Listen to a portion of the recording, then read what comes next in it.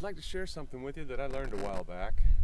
Clocking the turbo. I didn't know that was a thing.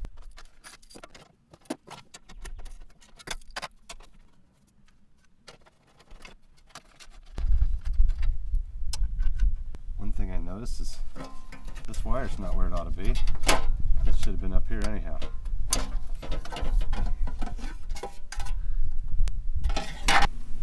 Alright, so we want to get at this linkage right here. I don't know how well you can see in there. And try real hard not to lose it.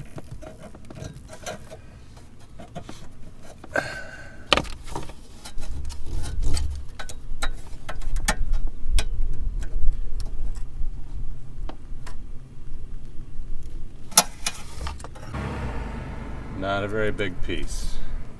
Don't want to lose that. So then I'm going to slip this linkage off of the end and look at how easily this arm moves. This one should go fairly easily, that's still attached to the turbo. This one that's attached to the actuator, the linkage arm, should not move. At least not very far, not very easily.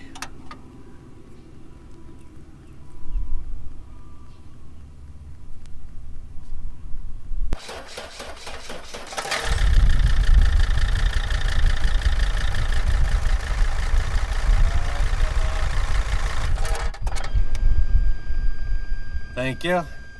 That's all I needed.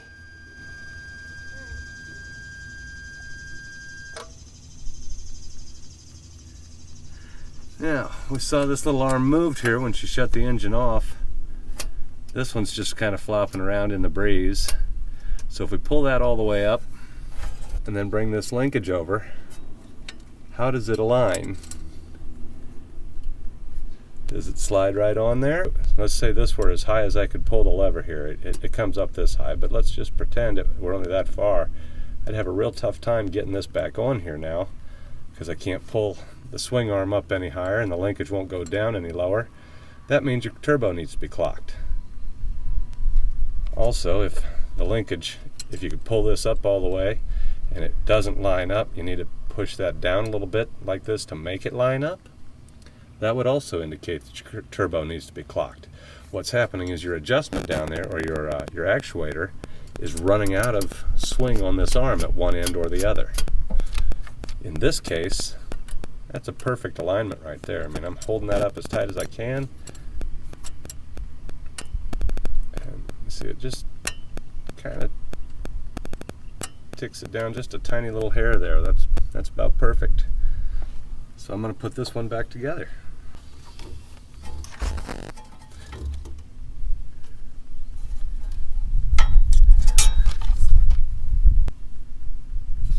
With that setting on there, like so. And I think you can see it is on there now. We know it's on there. Good, because the little top of this bar isn't sticking up over this linkage. So that's on there, and we're ready to put the heat shield back on. If you did need to adjust that clocking, loosening these bolts doesn't let you rotate anything. There's a roll pin in there that aligns this to that. So that one won't do anything. You need to take these apart right here. What I found works real well.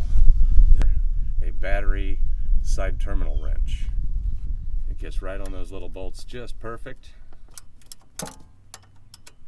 I'm sure there is a metric size that this should be. I don't have metric speed wrenches, and there's no way you're going to get a socket in there. So I found a 5/16 is a perfect fit also. 5/16 speed wrench.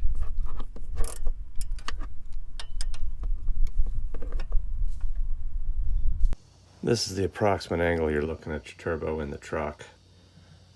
There's a bolt on top there, a banjo bolt for an oiler. You don't need to loosen that because you're not rotating the center core.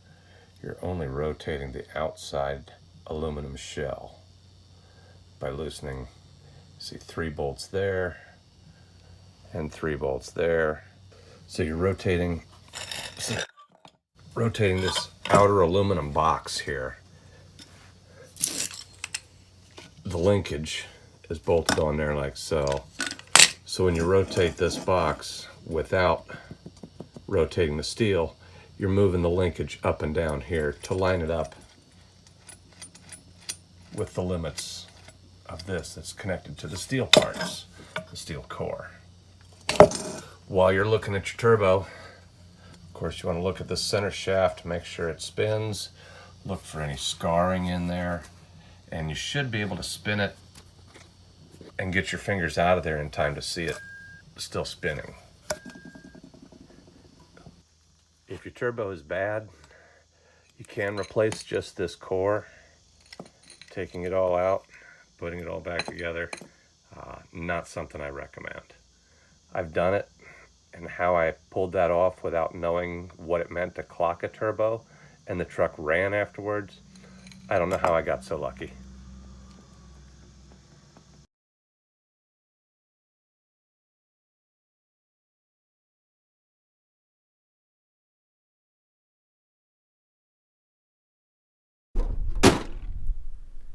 Happy sprintering!